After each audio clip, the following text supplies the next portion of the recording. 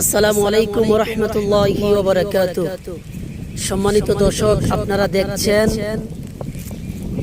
ঐতিহাসিক কচুয়া থানা সাঁচার গুরকার জলা।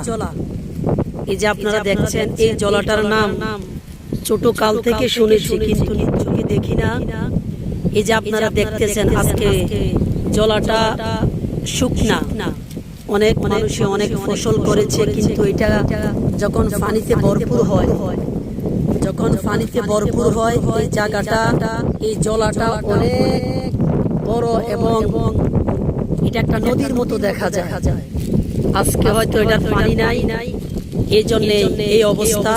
তবে এটার মাঝখান দিয়ে একটা রাস্তা গিয়েছে, অনেক সুন্দর মনোরম পরিবেশ, বাতাস, ঠান্ডা বাতাস, অনেক সুন্দর দেখার মতো একটা জায়গা। এই যে আপনারা দেখছেন, এই যে রাস্তাটা, এই রাস্তা দিয়ে মানুষ চলাচল করে, অনেক সুন্দর এই রাস্তাটা। এটাকে বলা হয় গুরকার জলা।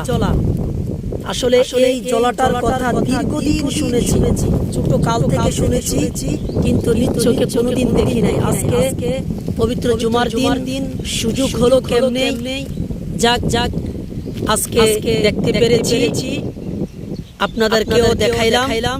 আপনারা দেখুন, এটার মাঝে অনেক ধরনের ফসল মানুষ করছে, বিভিন্ন রকমের ধান, তারপর ভুট্টা, তারপর অনেক ধরনের ফসল এখানে মানুষের রোপণ করেছে। আর এই গুরকার জলার পশ্চিম পাশে অনেক সুন্দর একটা মনোরম পরিবেশ, সুন্দর একটা ঈদগাহ। এই ঈদগাহটা অনেক সুন্দর। আপনারা সবাই দেখুন, এই যে ঈদগাহর মিনারা, এখানে ইমাম সাহেব দাঁড়িয়ে নামাজ পড়ায়। অনেক সুন্দর, যে এক নজর দেখবে তারে মন কিন্তু কেড়ে নিবে এই মিম্বার। এত সুন্দর মিম্বারটা, মেহরাব অনেক সুন্দর।